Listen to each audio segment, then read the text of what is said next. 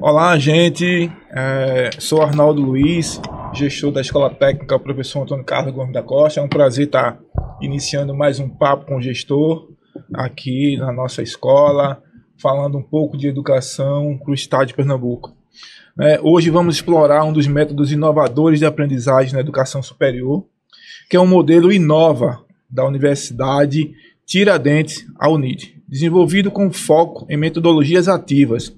O Inova incentiva uma formação prática baseada em projetos que coloca o estudante no centro da aprendizagem e do aprendizado e o prepara para os desafios reais do mercado de trabalho. Vamos entender um pouco, dessa metodologia, como funciona e como está sendo divulgada na própria UNIT. Para aprofundar esse tema, vamos estar recebendo hoje aqui em nossos estúdios na Escola Técnica o professor Antônio Carlos Gomes da Costa. De antemão, queria agradecer a presença do senhor, professor Edgar Leonardo, coordenador do curso de Administração da UNIT. Professor, seja muito bem-vindo à ETEPAC. Sempre um grande prazer estar aqui, já é a segunda vez que a gente participa, então é muito bom. E a gente poder falar daquilo que a gente gosta e conhece, a educação, né? Isso é muito bom.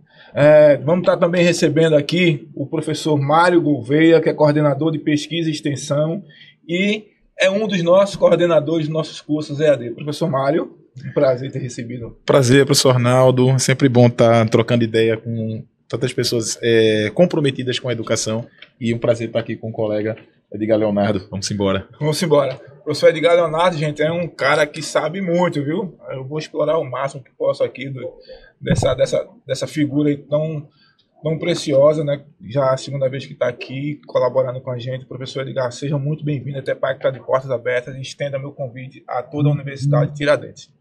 Professor Edgar, vamos iniciar aqui nosso bate-papo. Como o modelo de educação Inova, que está sendo proposto pelo grupo Tiradentes, integra metodologias ativas na prática cotidiana dos estudantes? E quais são os principais benefícios dessa abordagem inovadora que está sendo colocado para o ensino superior? Arnaldo, eu acho que o primeiro ponto para a gente comentar é a gente entender o seguinte. Quando a gente está falando de sala de aula, a gente tem que entender que se a gente olhar uma foto de uma sala de aula hoje, via de regra, a gente vai estar vendo uma sala de aula que pouca diferença tem de uma sala de aula de 50 anos, de 70 anos, de 100 anos, talvez de 200 anos. Então a gente vai ter aqueles jovens, aquelas crianças, ou muitas vezes os adultos numa faculdade, sentados um olhando a nuca do outro, não é verdade? E com o centro da atenção sendo aquele que está lá na frente conduzindo o professor. Não que a gente esteja dizendo que o professor não tem seu papel de importância, não é isso. Mas esse modelo, que tem sua validade, tem sua aplicação, tem seu crédito, mas esse modelo é um modelo que já está aí há muito tempo.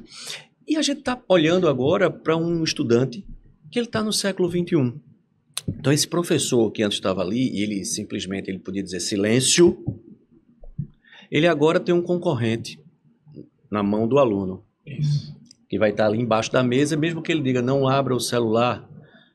Se a gente está falando de uma instituição com jovens ou adultos, fica muito mais difícil. E por que é que ele vai perder esse contato? Ele vai perder esse contato por vários motivos. A concorrência, o tédio, a mudança geracional que aconteceu, do que acontecia com o estudante de 50, 60, 80, 100, 200 anos atrás para o estudante de hoje, que ele quer uma coisa mais dinâmica e etc. Mas não só isso, os avanços. Mas aí vamos tomar um cuidado com o que a gente chama de avanço, porque se a gente for observar, existem pesquisas há 100 anos mostrando que a gente aprende muito mais com a prática. Então isso não é a novidade. Qual é a novidade? É como trazer isso para uma sala de aula no século XXI, dentro de uma dinâmica de século XXI, entendendo esse estudante do século XXI, mas a gente trazer ele para projetos. Porque basicamente o que a gente chama de metodologia Inova dentro do Grupo Tiradentes, ela basicamente, no centro, ela tem uma metodologia baseada em projetos. E aí, por que projetos? Porque ela poderia ser baseada em problemas, ela poderia ter outra vertente.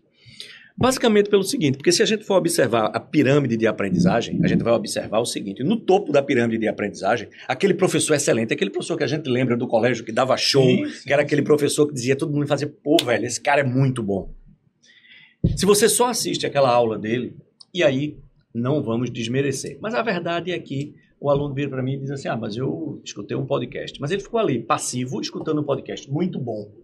Muito bem produzido, com um conteúdo excelente. Mas daquilo ali ele vai capturar, vai lá 5, 10% daquilo.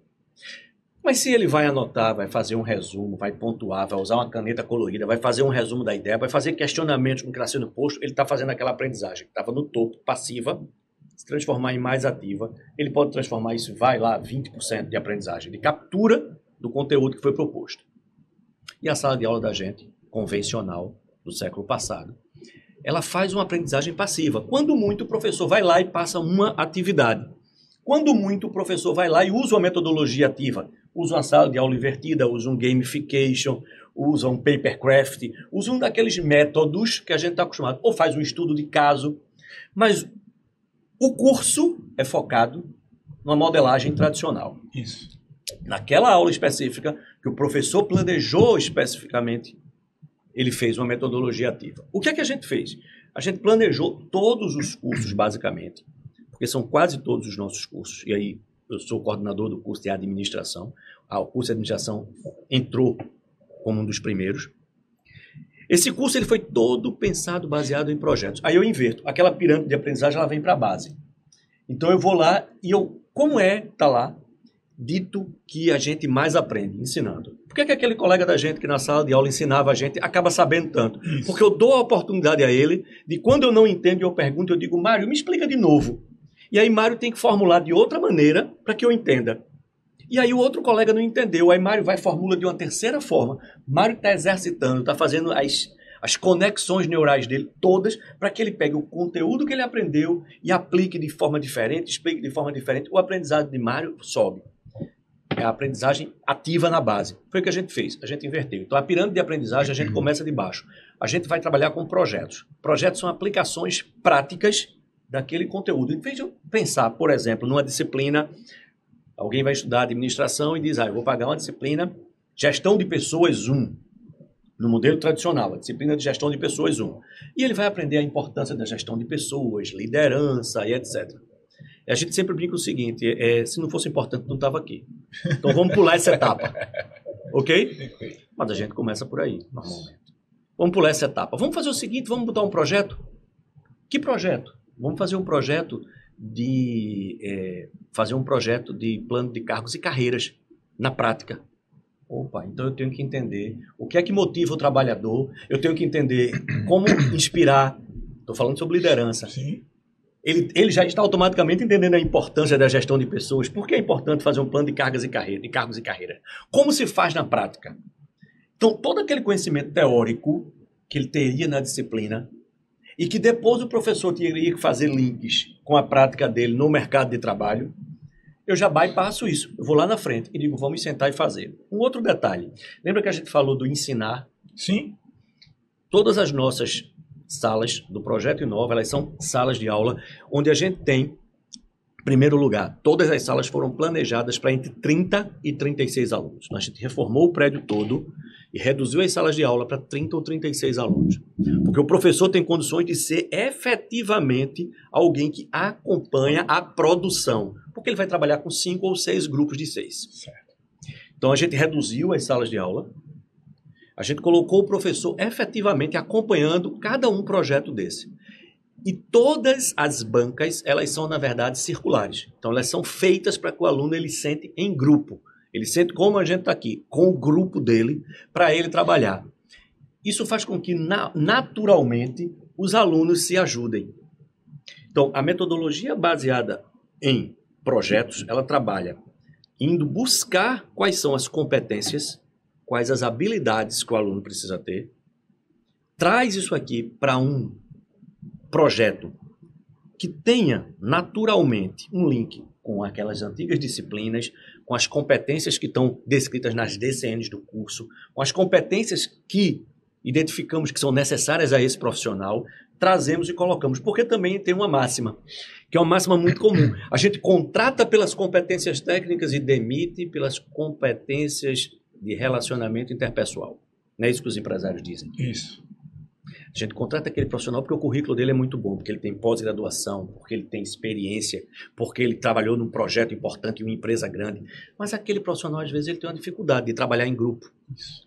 Ou talvez de exercer liderança, de participar de uma reunião, de organizar uma agenda, de discutir aquele projeto, de apresentar em público. Quando a gente coloca esses estudantes para trabalharem em grupos, desenvolvendo trabalhos, a gente desenvolve não só competências e habilidades técnicas, mas também a atitude necessária para que ele possa compor o quadro de uma empresa, pública ou privada. Porque a gente vai desenvolver nele a capacidade de se apresentar, porque todos os projetos têm que ser apresentados.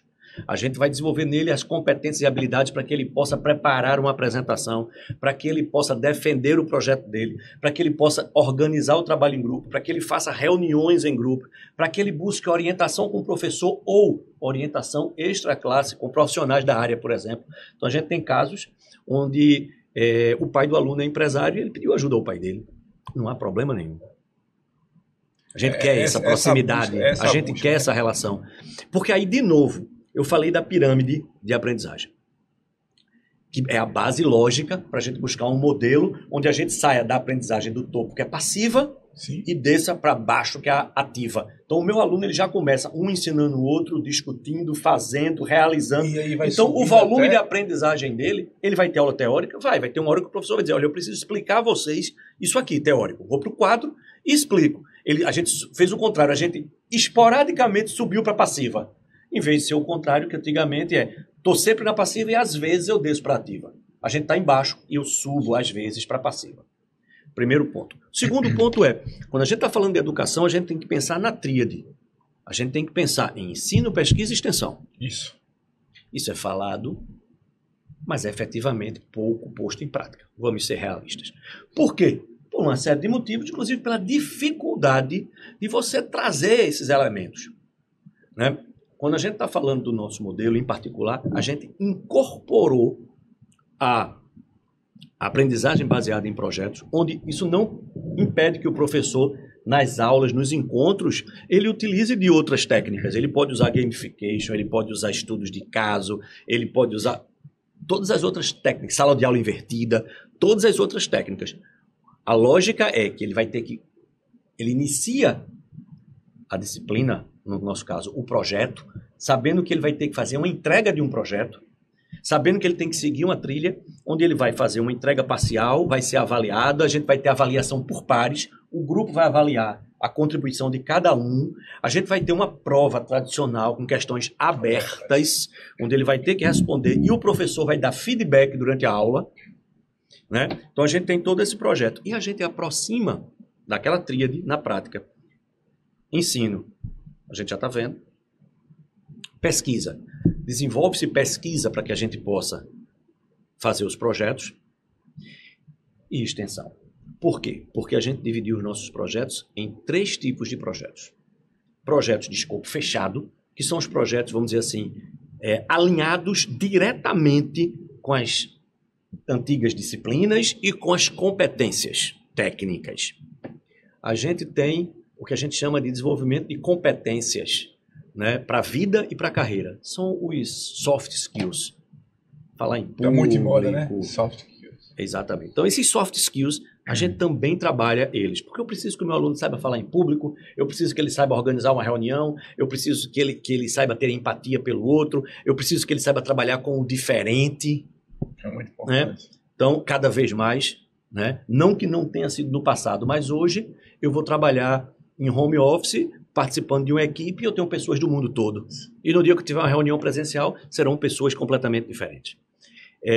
Então, a gente trabalha esses soft skills e a gente trabalha também num projeto muito específico, né, que é o PIPEX, que a gente chama de PIPEX, né, internamente, que é o projeto de pesquisa e extensão, que aí a gente chama de projetos de escopo aberto. São projetos onde os alunos vão de forma alinhada e sincronizada com os projetos de escopo fechado, eles vão ter a possibilidade diretamente no mercado, né, buscar oferecer alguma solução. Isso pode ser, por exemplo, nós já tivemos casos de ONGs, onde a gente mantém um relacionamento, a gente tem uma estrutura para atender isso, e nessa ONG havia um problema, por exemplo, de como divulgar a ONG para obter recursos. E aí os alunos propuseram trabalhar um planejamento de marketing digital para essa ONG. E aí eles fizeram o quê? Eles foram pesquisar, foram buscar, foram levantar como fazer isso, como ajudar, desenvolveram a conta do Instagram e foram ajudar essa ONG a divulgar o seu trabalho para o mundo. Então, é um trabalho de extensão em um projeto, que a gente chama de escopo aberto, onde eles têm essa liberdade para buscar isso, buscando aderência com os projetos de escopo fechado. Então, a gente consegue com isso que o tripé, ensino, pesquisa e extensão, ele ocorra de fato na prática, no dia a dia. A gente consegue que os alunos da gente desenvolvam competências e habilidades técnicas. A gente consegue que os nossos alunos desenvolvam a atitude correta diante do mercado de trabalho do século XXI e a gente desenvolve com ele as soft skills, que vão permitir que ele se insira no mercado de trabalho. Tudo isso, claro, a gente teve que montar uma estrutura, porque isso não é tão simples, né? Mas, basicamente, esse projeto ele consiste, né, de forma, eu sei que eu falei bastante, mas assim, de forma mais sucinta, porque é um projeto grande. Né? Não falo bastante, não. Isso é muito enriquecedor. Desculpa interromper, assim. Eu vou puxar um pouquinho da sardinha, do meu lado. Eu sou formado em educação física, eu sou concursado no estado pela disciplina de educação física. E aí eu sempre discutia nas reuniões, né, dos docentes das escolas na qual eu passei como professor, qual é a melhor aula do estudante no ensino fundamental, anos finais, e dos estudantes do ensino médio. Qual é a melhor aula para eles? Eu sempre questionava isso com meus gestores, né? Porque você está dizendo assim, não, sabe qual é a melhor aula? É de educação física, porque não existe uma distância entre o professor e o estudante para a gente decidir qual seria a melhor forma de aprender aquela habilidade que ele teria que ser feita da tal modalidade. Então nós que somos da área, a gente estava muito próximo do estudante. Então quando o senhor começou a falar essa questão da montagem de sala de aula, né, da forma como é passado os estudantes, isso foi me remetendo lá em 1900 e alguma coisa. Deixa esse assunto para lá, de dado. Como eu pensava nisso, sabe? E as pessoas dizem, não, você tem que manter. Não é que você vai estar dando liberdade, é que eu sempre achava que a sala de aula, né, eu tinha um professor do curso de Educação Física e Educação Física Comunitária, chamava de jaula de aula, que estava lá, o cara domando e as ferinhas tudo afastada com 1,5 m, 2 metros de distância, sentadinho, enfileirado um no outro, fazendo movimentos repetitivos. E ele não queria aquilo. Né? Quando você diz para mim que as cadeiras são circulares, a sala de aula invertida, né? O professor está junto do estudante, o professor está perguntando, qual seria o melhor caminho para você resolver isso aqui? Então, isso é muito gratificante. Eu dou parabéns ao NIT, de verdade, eu não conhecia, estou apaixonado, quero entender mais, quero saber mais. Já fiz a convite para ir visitar a gente lá. Pronto.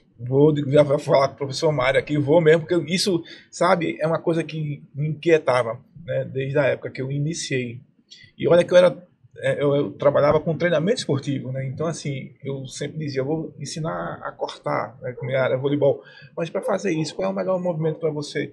Eu buscar o conhecimento que ele tem, isso, trazer para mim e fazer com que ele faça o movimento de forma correta, mas num modelo dele. Por exemplo, dar 3 passos, saltar, não. Mas tem cara que consegue, tem estudante que consegue dar 2 passos e fazer a mesma coisa. Ele já está acostumado a fazer aquilo. Então, assim, eu que é saber. Natural para ele, né? Eu saber. De onde eu vou partir? Porque isso, todo mundo traz alguma bagagem. Isso, né? Isso, perfeito, perfeito. É aquela história. O estudante não é uma tábula rasa. Isso, perfeito. Assim, eu buscar. Ele traz o movimento. No seu caso específico, ele traz aquela consciência corporal, sim, das atividades diárias dele, isso, daquela memória que ele já tem muscular de outros movimentos que ele fazia. Por exemplo, talvez uma associação com uma dança ou com outra prática esportiva. Eu sempre colocava para ele o seguinte: Michael Jordan, né, um dos maiores jogadores de basquete do mundo, ele fazia o jump com um salto só. Mas o jump é feito com 2 saltos e uma passada e o movimento de bandeja de baixo para cima. Ele fazia o movimento de jump, um salto. E não errava nenhum. Isso estava errado? Não. Ele, né, através das experiências corporais, adquiriu aquilo ali que facilitou. Enquanto um que vai fazer de forma mecânica passa muito mais tempo. Então, eu quero aprender mais sobre esse Innova. Quem sabe um dia, se eu voltar a dar aula, né, eu posso trazer isso. Feito o convite, né? Olha aí. Professor Mário, eu vou fazer uma pergunta aqui, já que você está, né, nessa coordenação de extensão. Como esse modelo, né, esse Innova, né, implementado pela UNIT, consegue fazer essa transformação dos estudantes da instituição? O que é que você diz para a gente assim, olha, a gente teve a experiência, né, quando o estudante passou a ter esse modelo, ele deu um salto de qualidade, já que o senhor está na coordenação da extensão da faculdade. Uma coisa que a gente precisa considerar primeiro é que Edgar foi muito feliz em tudo que ele trouxe, né? Ele facilitou muito trilhou o trabalho, caminho, né, velho? E eu me senti muito contemplado pela fala dele. E de fato, a gente não pode perder, professores, a dimensão de que quando a gente está formando adultos, a gente não está fazendo pedagogia. Sim. A gente está fazendo andragogia. Então, Edgar tocou aqui num ponto importante que o nosso educando, que já é adulto, né, alguns cada vez mais jovens, né, estão saindo do ensino médio, já estão direto indo para o Centro Universitário Tiradentes, mas ele já é adulto. Ele já passou por um processo formativo e ele vai ter demandas educativas de um adulto.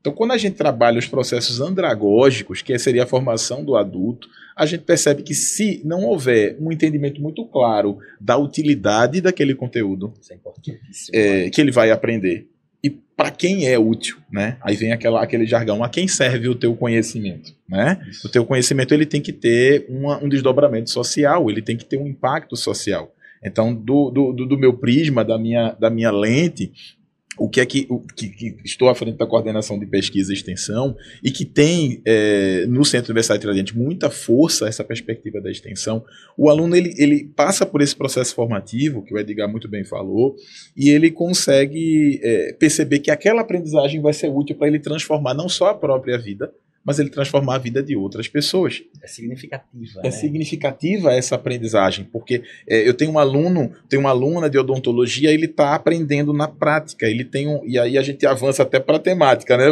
O que viria depois no roteiro. Essa perspectiva de aprendizagem mão na massa, ela é fundamental, porque efetivamente é ela que fica, é ela que transforma o estudante, né? Porque eu aprendi praticando, porque eu aprendi ensinando ao outro, porque eu aprendi efetivamente exercendo algo que eu vou levar por uma boa parte da minha vida. Então, estudante de administração envolvido em projeto, trabalhando com ONG, mais à frente a gente vai ter o trabalho diretamente com empresas, né? Resolvendo problemas reais. Esse é o ponto. Então, hoje em dia, os nossos professores, eles ensinam os nossos estudantes e trabalhando com problemas reais. Seja na pesquisa, seja na extensão, a realidade é o que nos move. Os desafios, os problemas da vida real é que nos educam, né? Então, acredito que essa formação inovadora, ela impacta na vida do estudante nessa perspectiva, porque ele efetivamente se transforma. Quando a gente tem uma educação que promove essas possibilidades de aprender fazendo, a gente transforma as pessoas. E mais quando a gente se conecta com a sociedade, porque aí a gente promove também cidadania. É o tripé, né, professor Edgar, como o senhor colocou, né? A extensão está lá para o estudante fazer, né, colocar efetivamente. No nosso caso, ela está dentro do currículo, faz parte dos projetos. Né? E eu dei o exemplo de uma ONG, mas Mário fez um comentário aqui. E é verdade, o que a gente faz de extensão também, ele não é diretamente ligado a organizações do terceiro setor. A gente trabalha também, por exemplo, com projetos de extensão dentro de empresas privadas. A gente tem uma série de parceiros. A gente tem na instituição um departamento chamado Escritório de Empresas. Nesse escritório de empresas nós temos 4 colegas, uma coordenação e mais 3 colegas, que fazem efetivamente um trabalho de campo de aproximar o grupo Tiradentes. E eu estou falando grupo nesse sentido, porque a gente tem o Centro Universitário de Tiradentes, mas a gente tem por trás o Grupo Tiradentes, que tem uma estrutura respeitável no que diz respeito a desenvolvimento e pesquisa, e etc. E a gente tem esses esses colegas que fazem essa ponte com as empresas privadas, com essa parceria. Por exemplo, a gente tem casos onde a gente trabalhou com empresas privadas, pequenas produtoras, com pequenos comércios, recentemente com uma empresa que é um lar geriátrico, né, onde a gente já trabalhou, por exemplo, em clínicas, onde a gente verificou a possibilidade de ajudá-los, por exemplo, a fazer a gestão de estoques, porque eles tinham dificuldade com estoques. Então, os alunos foram lá realizar a pesquisa. A gente não é uma consultoria, a gente não tem o objetivo de acertar. Mas os alunos desenvolveram pesquisa e levaram e disseram assim, olha, eu acho que podia melhorar a tua vida dessa forma. Olha aí, tá vendo? O professor Mário levantou a bola, o professor Edgar cortou, saque, ace. E aí o senhor acabou de responder o que eu ia lhe fazer, essa pergunta, né? Que seria mão na massa, né? Praticado pela UNIT, transformando, né, e preparando os estudantes para o mercado de trabalho. Muito bom. Gente, a gente vai dar um intervalo de 5 minutinhos, né? Para a gente terminar esse primeiro bloco. E daqui a 5 minutos a gente está retornando para iniciar o segundo bloco.